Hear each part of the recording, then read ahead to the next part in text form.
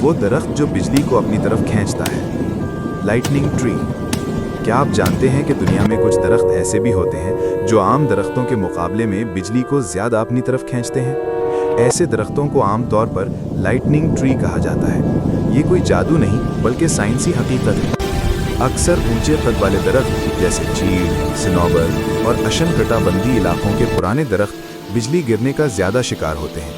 इसकी सबसे बड़ी वजह यह है कि ये दरख्त अपने इर्द गिर्द मौजूद चीज़ों से ज़्यादा ऊंचे होते हैं, इसलिए आसमान से आने वाली बिजली के लिए सबसे आसान रास्ता बन जाते हैं। इसके अलावा इन दरख्तों में नमी और पानी की मिक़दार ज़्यादा होती है, जो बिजली को तेज़ी से ज़मीन तक पहुँचाने में मदद देती है। जब आसमान पर गरज चमक होती है तो बिजली हमेशा कम मुज़ाहमत वाला रास्ता तलाश करती है। चूँकि दरख्तों के अंदर मौजूद पानी और रस अच्छे मौसिल यानी कंडक्टर होते हैं, इसलिए बिजली अक्सर ऐसे दरख्तों पर गिरती है। कई बार बिजली गिरने से दरख्त फट जाता है या उसमें आग लग जाती है, जिसके निशानात बरसों तक बाकी रहते हैं। माहिरीन का कहना है कि तूफान के दौरान अकेले खड़े दरख्तों के नीचे खड़ा होना इंतहाई ख़तरनाक हो सकता है, क्योंकि वो कुदरती तौर पर बिजली को अपनी तरफ खींच सकते हैं।